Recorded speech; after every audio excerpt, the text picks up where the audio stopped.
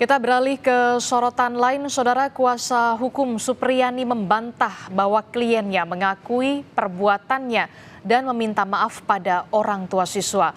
Menurutnya, Saudara, hal tersebut hanyalah skenario yang dibuat oleh pihak penyidik. Dalam pemeriksaan saksi, Kepala Sekolah Dasar Negeri 4 Baito mengungkap, penyidik meminta dirinya membujuk Supriyani agar mengakui perbuatannya dan meminta maaf pada keluarga korban agar tidak dijadikan tersangka. Menurut kuasa hukum, itu hanyalah skenario yang dibuat oleh penyidik agar Supriyani mengakui perbuatan yang tidak dilakukannya. Atas informasi Pak Jepri, kemudian dia perintah sampaikan ke Ibu Supriyani.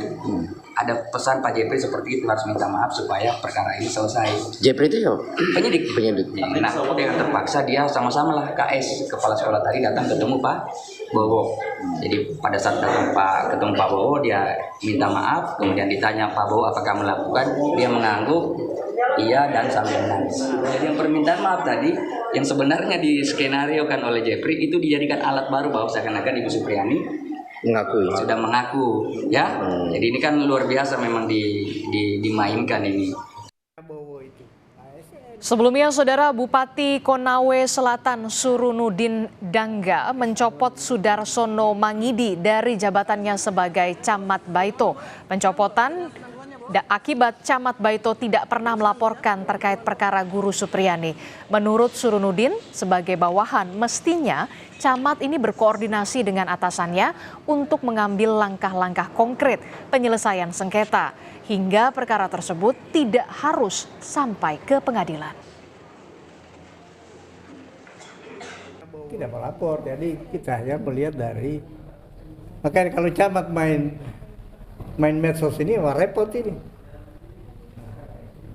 Semua masalah kita tidak tahu. Jadi Camat juga ada keliruan. Yang kedua, untuk menyelesaikan ini sudah sulit karena sudah dianggap pro salah satu. Ini kan masyarakat baik itu dua-dua ini kita harus perlakukan sama. Jadi kita tarik dulu Camat, kita turunkan eselon 2. Bukan berarti dia tidak mampu, tapi yang lebih mumpuni lah.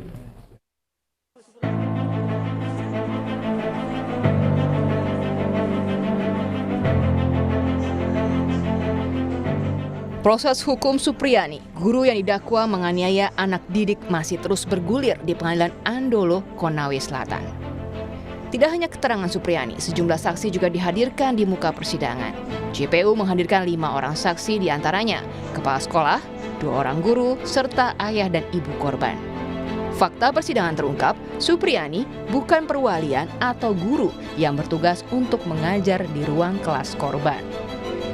Dari keterangan salah seorang guru yang menjadi saksi, korban merupakan anak kelas 1A, sementara Supriyani mengajar khusus kelas 1B.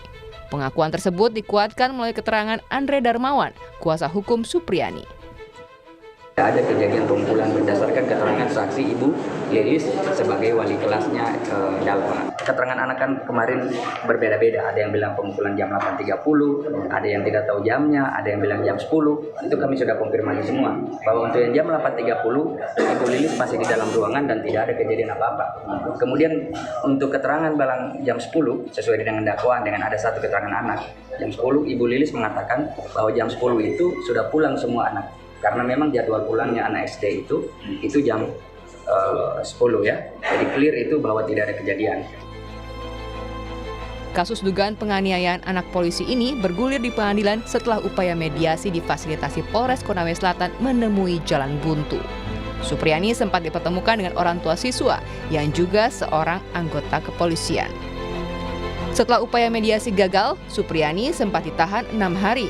Namun, penahanannya ditangguhkan 2 hari jelang persidangan dengan alasan kemanusiaan. Tim Liputan Kompas TV.